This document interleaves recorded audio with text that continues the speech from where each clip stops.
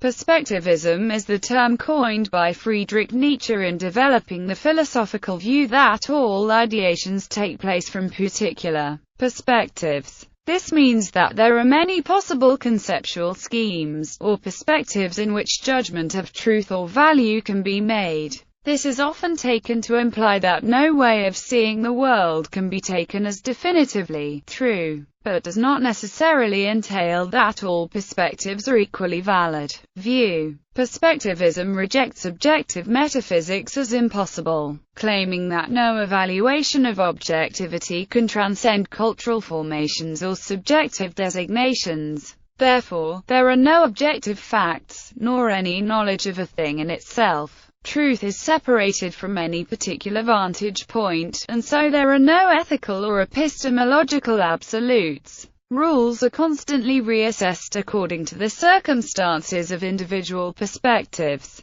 Truth is thus created by integrating different vantage points together. People always adopt perspectives by default, whether they are aware of it or not, and the concepts of one's existence are defined by the circumstances surrounding that individual. Truth is made by and for individuals and peoples. This view differs from many types of relativism which consider the truth of a particular proposition as something that altogether cannot be evaluated, with respect to an absolute truth, without taking into consideration culture and context. This view is outlined in an aphorism from Nietzsche's posthumously assembled collection The Will to Power. Insofar as the word knowledge has any meaning, the world is knowable, but it is interpretable, emphasis in original, otherwise it has no meaning behind it, but countless meanings. Perspectivism, it is our needs that interpret the world, our drives and their for and against.